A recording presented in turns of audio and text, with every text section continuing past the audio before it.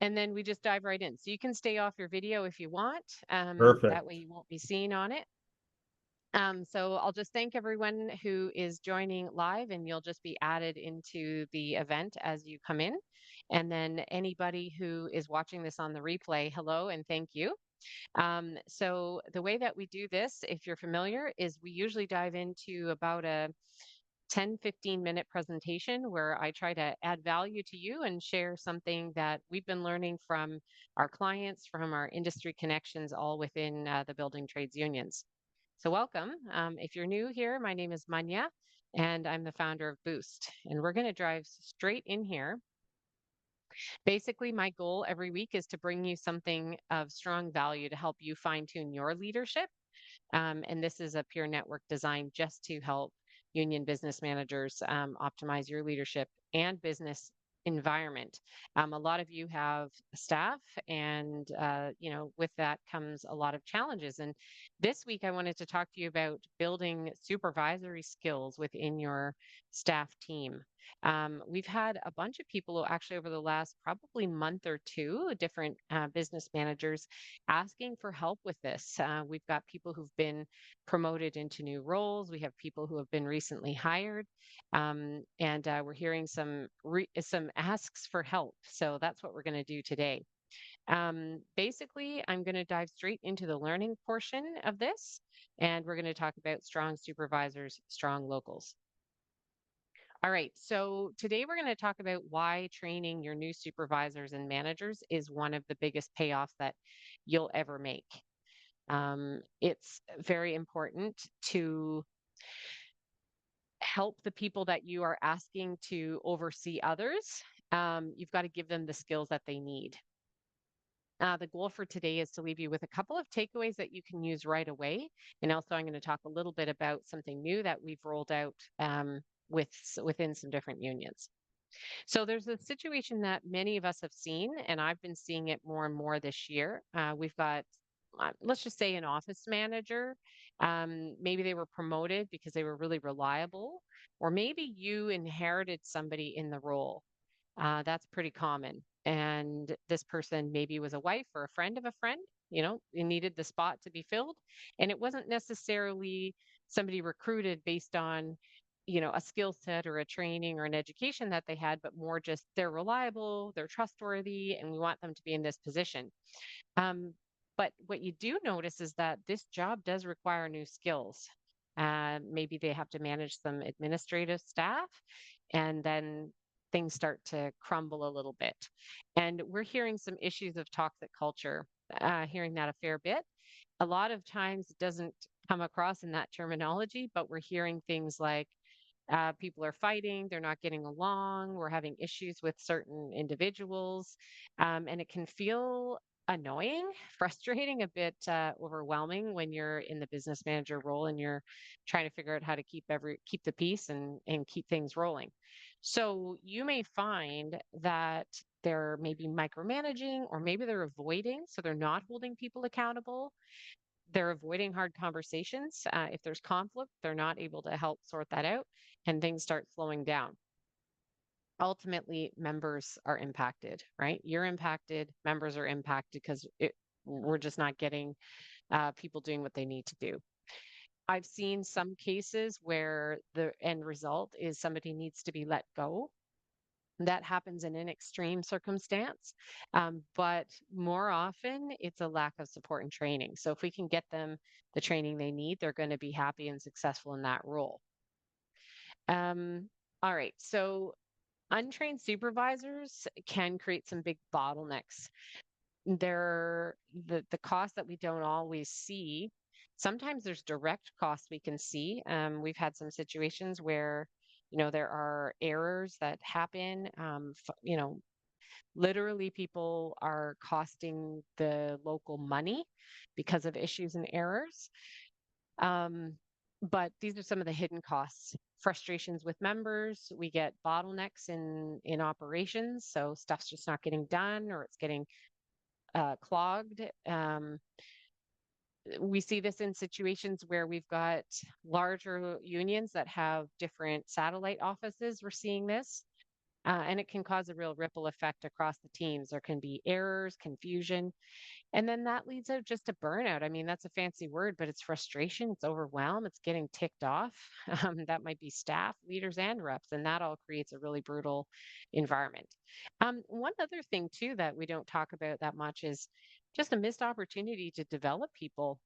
There's some talented people that work within the offices, and if they're not getting the opportunities to grow in their career, they just get kind of bored. You might find maybe they leave, maybe they don't. I mean, unions are typically a good place to work and people are happy to be there. But you're removed from all of those staff if you've got this management layer. And you might not be totally sure what those junior staff want or what their career goals are because you're removed. So you're really relying on your supervisors to be able to have those conversations. Okay, so you may remember from a few videos ago, we had this bottleneck buster worksheet. Sometimes these managers aren't or supervisors aren't quite sure how to delegate effectively. Um, and so I had provided this resource, and if you want the replay, just let me know. I can share that email again. But when managers are well trained, they should be able to delegate effectively. They should be able to help document all the processes and work that's being done so there can be some cross training. It's actually should be their responsibility to help keep track of the processes and checklists and help others in the office know what they have to do. If that's not happening, you could have some challenges with training or setting expectations for that supervisor. So I would challenge you to think about your own office and is there anywhere right now where things are slowing down because somebody's not trained or they're not confident? If that's the case, you might want to think on that. Where is work getting stuck because a supervisor isn't great at delegating, or maybe they don't know how to coach? And that's a skill set as well, right? Is not just telling people what to do, but actually coaching them to start to think for themselves. That's a skill. And yeah, so reach out if you want to get that video on delegation or eliminating bottlenecks. That was a good episode that we did a few months ago. Okay, so well-trained managers, before typically the biggest challenge is that they avoid conflict. They don't like having those hard conversations. They don't like sorting out issues or conflict. They don't want to maybe get in the middle of it. So there's a lot of that avoidance, avoiding giving people feedback. So work that's being done. They might avoid giving feedback if it needs to be corrected, if there's something constructive that needs to change. On the other side, they might micromanage as well because they're just not sure how to state an outcome that they need and then coach somebody through the process. So instead, they micromanage. That's very typical when you see people go from an individual contributor to a manager or supervisor. They have a really hard time letting go. Um, and that kind of blends with the unsure how to delegate. Usually those go hand in hand. They might pull you in a lot more because they need you to help solve their problems. And that puts a lot of the onus on you when you don't want that. You want to be able to empower them, enable them, coach them so that they can do the same. You know, it's different when you're managing a bunch of people, but when you're leading other people who are leading people, that's when you have to flex your own skills as well. When they're well trained, your goal is that they should be able to communicate clearly, handle that conflict, and not avoid it. You want them to coach instead of rescue.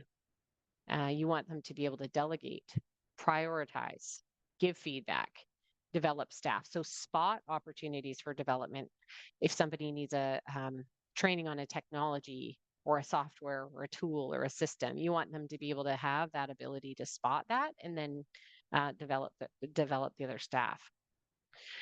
Um, Feels good, right? Sounds great. These are some skills that you want people to develop as a new manager. And I have to tell you a story. We had a few different businesses actually come to us because there were some issues in the office, and uh, as part of our process, we always do interviews. to find out from staff, like what's going on. We want them to be able to feel like they can confide in us. And we get managers who are, you know, maybe managing administrative staff, in some cases managing remotely, which is even a different skill set.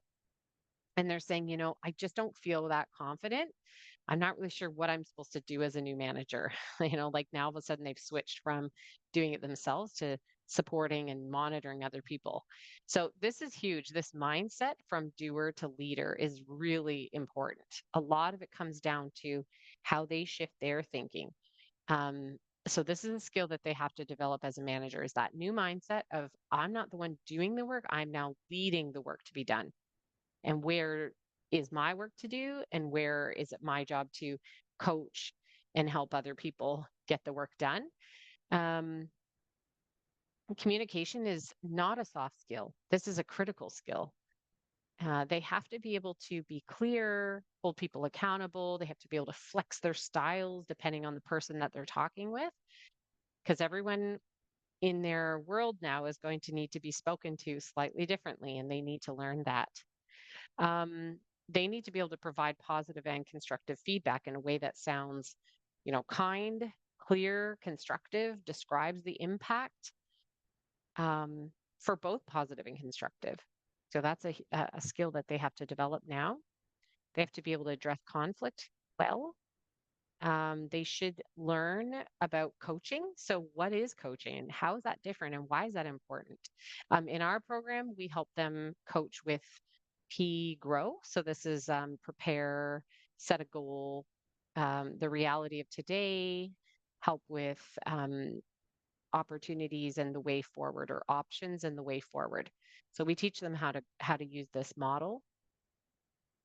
They should also learn how to build trust within their team and psychological safety. That's a buzzword right now, but honestly, it's important. If people don't trust each other, they won't listen, they won't help, they won't support. There's going to be more of that toxic culture, and that's when you start seeing formalized grievances and fighting. And here's where we've been brought in a few times to actually be part of workplace investigations. We don't want it to go to that place, so supervisors and managers it's their job to build that trust and safety so people feel like they can work together without always watching their back. That's not a good work environment. That's where we start to see the toxic culture. Delegation in our programs, we use a couple of tools, DCOM and RACI frameworks. And DCOM is just an effective way of delegating.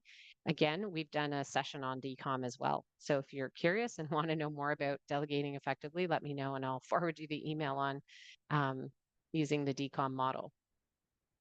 It's a video like this. They should learn how to manage their time and priorities without micromanaging. So prioritizing is huge. The other thing I didn't add on this list that is important is they should learn how to have effective meetings. They should learn how to set a clear agenda for their meetings, the cadence, when to coach and why. So lots of skills that they need to develop. These are some core ones that we have refined from our work over a long time. Um, when you've got supervisors that are well trained, you get to step away from firefighting, and you get to start being more of that visionary strategist and doing the thing that only you have to do. So instead of problems, you want your managers to bring you solutions. So sometimes I've coached to say, if your manager or supervisor is bringing you a problem, you can go to them and say, all right, I'd like you to narrow it down to one problem, bring me 3 ideas for solution, and then the one thing you think you recommend. So I think of it as a 1-3-1. Narrow it down to a problem, bring me 3 ideas to solve it, and then bring me your recommended solution. And that's a great way of starting to train your managers that you trust them and you want them to start critical thinking.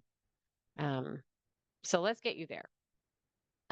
We do have business managers that are asking for help. Sorry, that was a weird way of rolling in. We hear from you that you want better culture, you want a smoother office flow, higher morale. The administrative load keeps kind of coming back to you, and you're not sure if stuff's getting done the way it needs to be done. Um, and a lot of that issue is either you need the help with manager training because sometimes this is your first chance to be a manager. That's fine, in this kind of office setting. You might be like, oh, this one looks interesting for me. But certainly your supervisors, if they've never had training, this would be a really excellent opportunity for them. Um, I was mentioning that we had an administrator, Jessica. None of you would know her. But she was in a position where she was remotely managing admin staff at a couple satellite locations. And when we were doing interview with her and asking her about her role and what she was finding challenging, she said that she wished she could have had some sort of new manager training. She said, I've never received training. I am not confident. I feel like I'm failing. I'm literally just trying to look at my bosses and copy what they do. But she was really at her wit's end. Um, and the problem wasn't that she didn't care. The problem was that she felt like she was failing. She was a real overachiever and didn't want to be letting people down. So um, that was where we stepped in. And actually, we've got several people that are participating in it. It's a new manager program. We're doing this over 45 business days or so. There's a mixture of e-learning training. There's virtual check-ins with a real live coach. There's some practice sessions where they get to um, real play communication skills. So they get to really put into practice giving feedback and handling conflict. We made this very hands-on. There's a few folks that are in this program. It's very, very practical and really meant to meet administrative staff and new managers in an office environment where they're at. Um, the whole point here is to help them build their confidence so that they can give direction, delegate, and hold staff accountable, learn how to give feedback and coach people so that they can develop others within the team. And what we're noticing is that you've got less disgruntled people. So happier managers, stronger culture because you don't have that infighting. People are more productive and they're frankly um, staying in their happier. So business managers aren't finding like that irritation and that stress. So it's really good for building your leadership pipeline is to develop these people so that they can really run the office beautifully. So just three takeaways for this short lesson. Invest in new managers early. Don't wait until they're feeling like they're messing up. This kind of a training will help relieve you from being that bottleneck. So they'll be able to solve more challenges and not need you to come in and step in and solve all the time. And it just means for a stronger local, happy members.